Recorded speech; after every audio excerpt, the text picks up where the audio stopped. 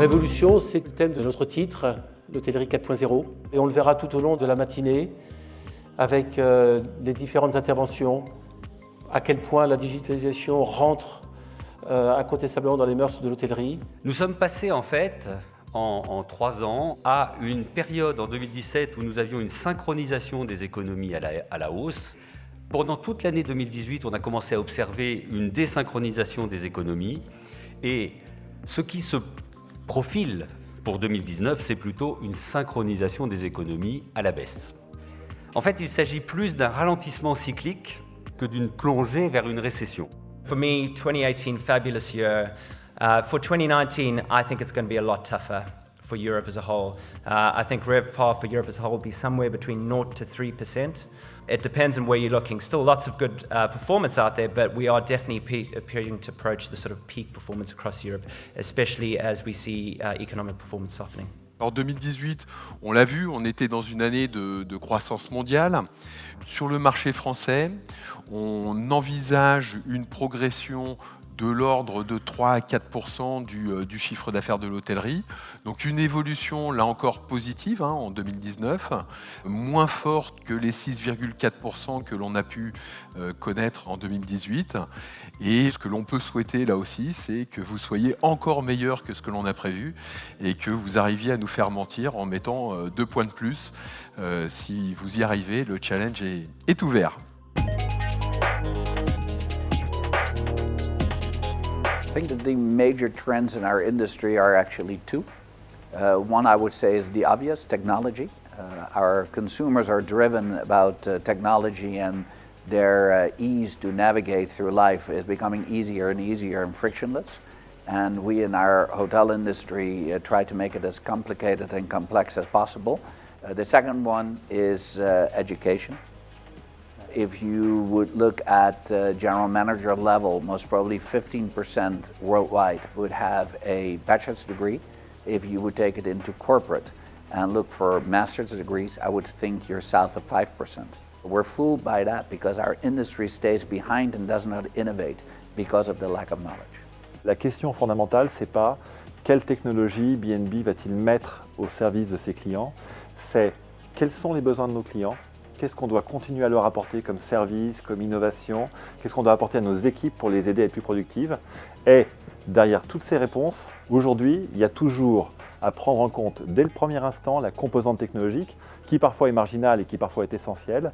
Mais c'est cette composante technologique qui doit être apportée, mais ce n'est pas de la technologie en soi-même.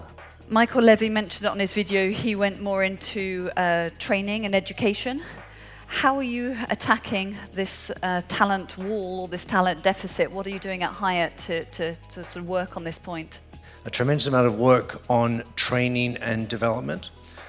In so much so is actually harnessing how do we make our technology simpler and easier to use so we can bring people in and get them up to speed and give them a career quicker than we previously could. Then I think we as an industry have this responsibility to make our industry more attractive to the younger people we are actually trying to attract.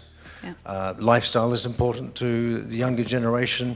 The fact that you may not want to work 18 hours a day, 6 days a week as you grow and learn and try and forge a career. I think we as an industry have a responsibility to do that.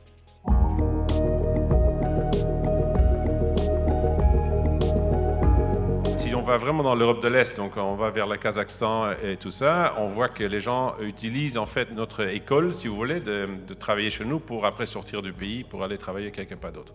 Cette année, on fête notre centenaire, donc c'est pour nous une bonne opportunité justement d'attirer plus de gens, on fait beaucoup de PR et tout ça pour justement qu'on attire plus de monde. On vient d'acheter 1 milliard d'actifs, dont on a d'ailleurs closé les 2 derniers hôtels hier.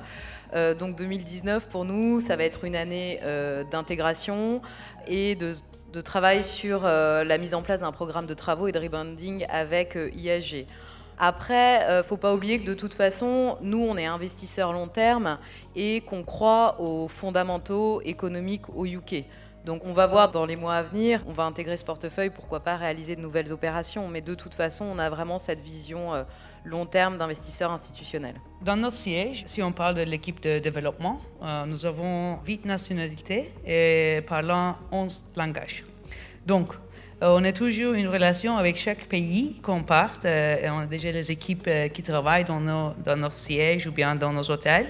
Et après, on est toujours en train de trouver un bon partenaire, comme un partenaire qu'on peut faire un JV, qui sont déjà là-bas, un local opérateur, ou bien on équipe avec une bonne marque qui nous aide beaucoup avec toutes les choses nouvelles, avec les équipes qu'on doit trouver. Sur la partie financement de dette, on travaille avec tous les plus gros financeurs. Et évidemment, lorsqu'on est sur des territoires étrangers, en général, on va travailler avec des partenaires qui ont une très forte légitimité locale et qui sont très fortement implantés dans l'écosystème et territorialement depuis plusieurs décennies. Nécessairement, eux-mêmes ont leur propre réseau de partenaires bancaires. Donc assez naturellement, au-delà de ceux que nous pouvons avoir, on va bénéficier de ces relations privilégiées. Et finalement, les banquiers, au bout du compte, lorsqu'ils ont un actif de qualité avec un exploitant qu'ils connaissent, avec qui ils ont déjà une relation, et qui plus est, extenem, qui vient apporter de l'equity, voire de la dette mezzanine, pour venir conforter le financement, j'ai envie de dire que ça facilite évidemment grandement les choses. Bien écoutez, merci, ça a été un grand plaisir de vous recevoir. On vous attend tous l'année prochaine, pratiquement même date, même heure. Un grand merci à tous et à très bientôt.